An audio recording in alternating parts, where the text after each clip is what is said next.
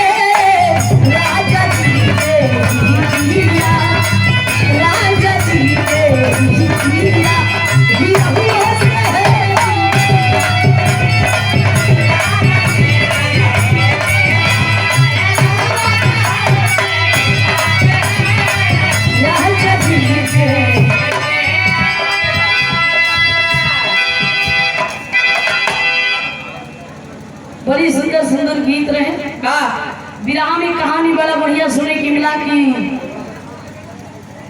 मुरली मनोहर कन्हैया जी माखन चलावे गए जहाँ राधा सोवत रही विशाखा ललिता पता ही नहीं पाए कचहरी से माखन हेराई गई सुदामा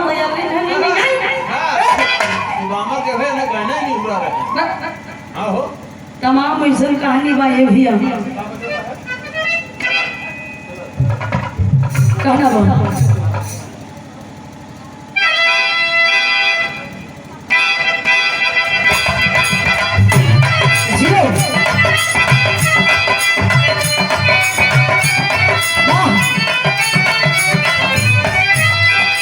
मार दिया जाए कि छोड़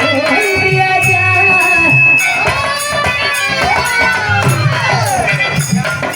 मार दिया जाए कि छोड़ दिया जाए बोल मेरे साथिया छूट दिया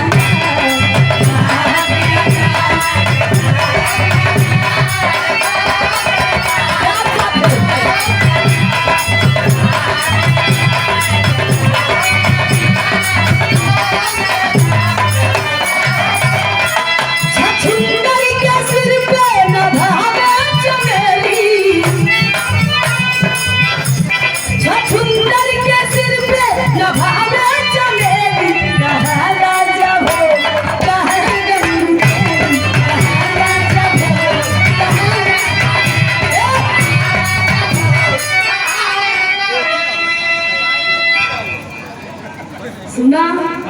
कहाँ राजा भोज कहाँ गंगू तेली ओके सुनाता क्या बोला थे कहाँ राजा भोज कहाँ इनका रेली समझ नहीं है बोले सुना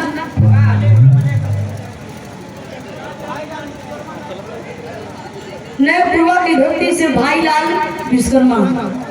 21 रुपये देंगे सम्मान की भैया के बहुत बहुत प्रणाम बा ट्रक ड्राइवर दयाराम यादव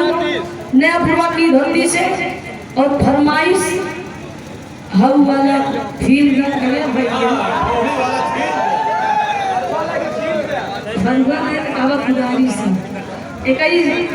देखा 100 रुपये देके सम्मान किए